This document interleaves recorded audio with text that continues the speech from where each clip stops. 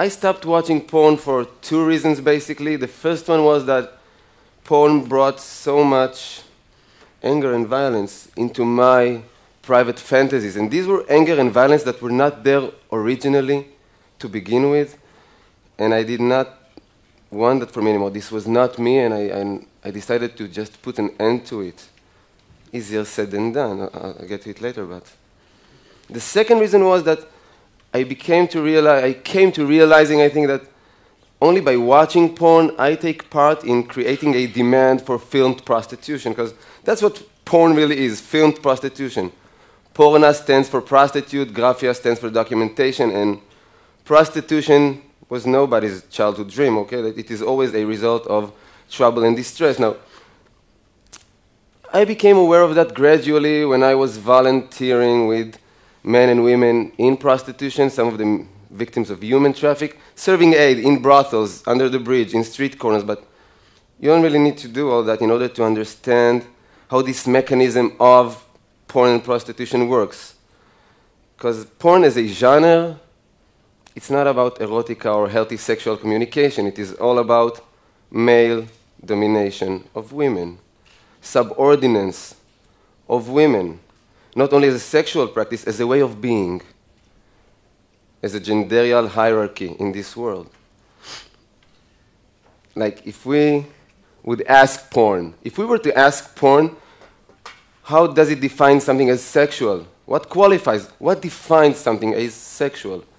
Porn would laugh in our face. What defines sexual? Whatever men find arousing. Men find it arousing to choke a woman, to have brutal sex without one touch, hug, kiss, tender caress. Well, then it is sexual. It arouses men to see a woman or a child cry. It is sexual. It arouses men to rape a woman. Well, then it is sexual. In every mainstream porn gallery on the web, we can find the rape category, side by side with the humiliation category, abuse category, crying category, and so on. And this is all as if regular porn is not already filled with these motives. Even in its mildest version, the mildest version of porn, what porn is showing us, like, I don't know, 80, maybe 90% of the time, is actually sex with no hands involved. And this is not how we authentically desire. Sorry, I'll repeat that. I see your look. Sex with no hands involved. Okay. If you're not going to give up watching porn, so next time you do watch, just notice that porn cameras have no interest in capturing any normal sensual activities, such as petting, caressing, making out, touching, hugging, kissing. No. What porn cameras are into is the penetration. So normally, the composition will be a man and a woman. Hopefully just one. Okay, so one man and one woman. His penis is inside her. Don't be picky. It doesn't matter where inside. Somewhere inside her there is a penis. His penis is somewhere inside her, okay? And in order to not block the camera for doing this extreme close-up on the penetration, he's standing with his hands behind his back most of the time. And the woman is in this uncomfortable position, and she needs to handle the penis inside her without damaging the hair or makeup work done on her, because that's money invested and time invested in her, without disturbing his aggressive movement, and mainly without blocking the camera. So the result is that we got two people having sex, different shapes and acrobatics or something, but they're having sex when the only body parts that actually touch each other are the penis and the part being penetrated. No hands involved. Now, I talk, I don't know, 250, 300 times a year. Soldiers, students, pupils. No one has ever come up to me and say, Ran, you know, that part with sex with no hand thing, that was my authentic desire. Like, when I was 11 or 12, I never wanted to kiss anybody or touch them. I was not curious about that. It was all penetrations to begin with. No one has ever said that. Before porn. After porn. In my private fantasies before watching porn, there was always a very strong narrative. And the narrative was of sensuality and mutuality, which means that I had always imagined what I will say to her. What would she possibly answer? What options do I have to respond? In real life, it never works like I planned, but it was super important in my mind in terms of arousal, the build-up, the location, the setting, where will it be? What are the circumstances of me and her being all alone all of a sudden? How will this bodily inflaming between us will emerge step by step. It was super important before porn. After making a habit out of porn, it conquers your mind and it invades your brain, and I lost my ability to imagine, which means I found myself, and I won't be too explicit, but trying to masturbate, just closing my eyes, trying to fantasize desperately about something human and not making it because my head was bombarded with all those images of women being violated and subordinated and forced into pretending they enjoy diabolic sperm rituals, okay? So this is pretty much the result. And we are all vulnerable to pornography. It's not just young people. And we should be very careful, I think, with not only what we put into our bodies, but in terms of food and nutrition, in what is the nutrition of our mind, because everything we watch invades us. I'll give you a short example from non-sexual areas. I came back home, and my beloved one was watching some cultural junk. She was watching a karaoke show, auditions, the one with the chairs spinning. And we don't have a TV set back home, okay? We don't have a TV set back home, but only because it allows us to falsely present ourselves as deep and profound people. Wait, I never heard of that. Mastectomy, who? Angelina, no, we don't have a TV. We watch every cultural junk possible, okay? Not me, not her, we don't contemplate about l'existence. We download stuff, and we download all cultural junk. So I'm watching this 20 minutes karaoke show, and it was so boring and tedious, okay? 2 minutes talking, 4 minutes blabbering about it. I lost patience after like 20 minutes, and I went off to take a shower. And the most interesting part was in the shower, because what I found out there was myself in my most pathetic ever. I'm going to share it with you. I want to feel that you actually accept me and love me, so I have to share my most pathetic, and you have to accept it now. I don't know until I got over myself if it took me, 5, 7, 10 minutes to realize that I'm standing under the water in the shower, pondering severely what would have been my song for the auditions. Deep and profound, mind you. I won't be doing this Rihanna, Lady Gaga, I'll be doing Mercedes Sosa, Como un pájaro libre. I'll be doing a cover for Bob Dylan's Blind Willie McTell. Ain't that deep and profound? I had to realize that I'm an idiot because I have no talent for music. More than that, I never wanted to be neither a musician nor a singer-songwriter. This was never a part of my inner world of wishes. Okay, but I'm a human being. What can I do? I was watching that for 20 minutes. It entered my brain for a while. So if we take this example and we just try to measure or estimate the impact of 20 minutes of watching no matter what, how it invades our mind and conquer our wantings and desires, let's just try to imagine, or I can share with you orally, what is the impact of 20 minutes of watching porn once, twice a week, nothing unmoderated? It's overtaking.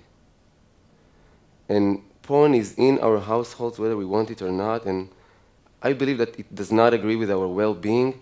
And because we have internet in the Western world all over the place, almost in every cellular phone now, we've got 90% of 12-year-olds watching porn on a regular basis.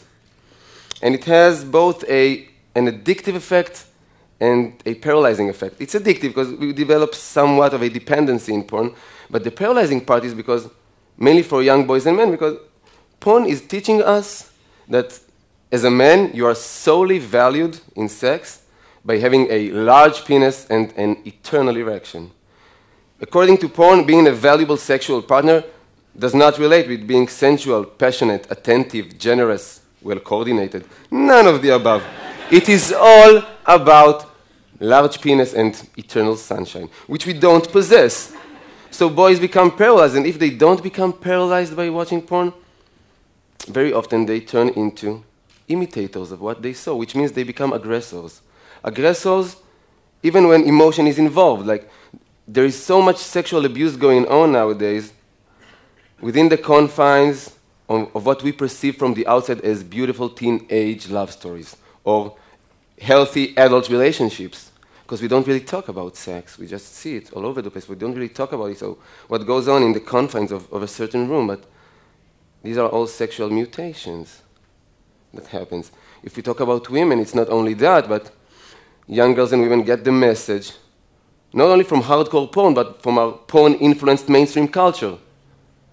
Have you seen any Miley Cyrus, Lady Gaga video clip, commercials. That's porn with clothes on it. So girls get this notion that if you want to be worthy of love, first and foremost, you have to be worthy of sexual desire. And now, the definition of sexual desire almost equals be like a porn star. So I work in dozens and dozens of high schools and junior highs. In every single one of these schools, I find girls that at a certain point agreed to be documented in an intimate situation because they wanted to please some guy that they had feelings for. And this guy misappropriated their trust. Always same story, so he sells it on WhatsApp application or on the web, in the internet. And normally nobody even addresses him in terms of moral. But it is always girls that suffer from shaming and mortification. They can change school, they drop out normally, change school, move to another city, and still be haunted on social networks. They develop clinical depressions, severe eating disorders, as if we don't have enough reasons in our culture to develop eating disorders. They become so isolated socially. So some of them, like Amanda Todd, rest in peace, some of them actually commit suicide because they find no more value in life or in themselves. So porn is not only in our house, it is a capital case. It is not a minor phenomenon in our society. It is a question of life and death sometimes. It is mainly a question of life and death for the people who participate in porn, because porn is not an embodiment of freedom of speech, freedom of occupation, blah, blah, blah. No, it's an embodiment of sex exploitation, working side by side with human traffic, raping, pimping, solicitation.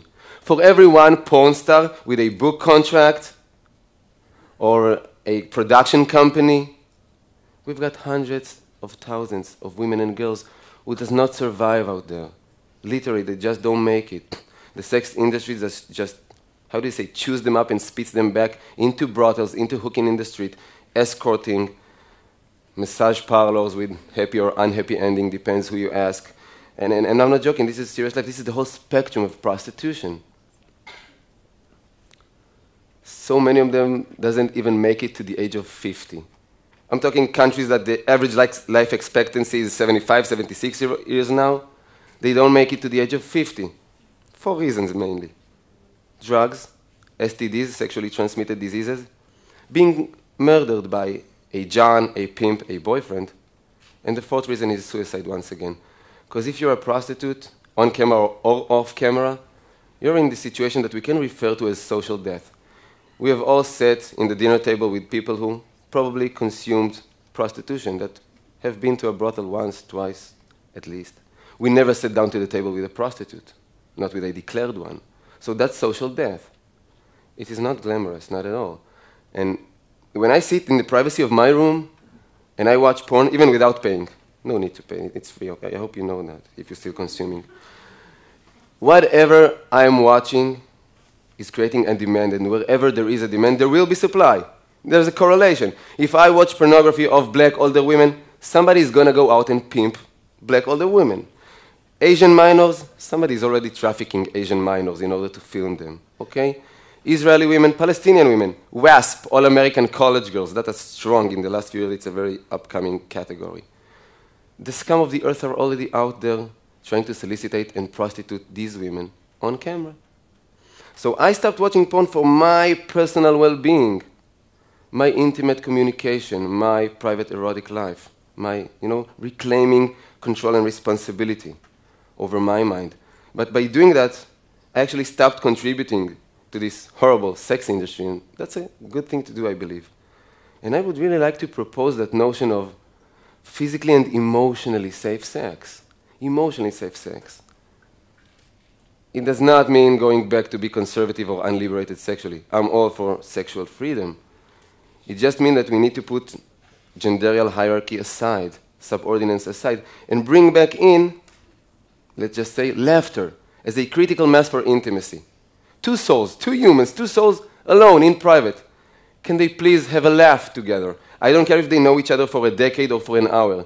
If two souls alone in a room does not manage to have a laugh together, what good could possibly grow there, sexual and non-sexual? That's emotionally safe sex. I've got so many things I really want to share with you, but I feel like my time is almost up. So I just really want to ask for us to speak about these issues more, because I strongly feel that our history of silence never did us any good, because silence only perpetuates more silence, while talking normally gives birth to more talking, more sharing, more identification, more awareness, more change. Small change in our small, humble life, but real change, a true one, emotionally safer. Thank you for listening.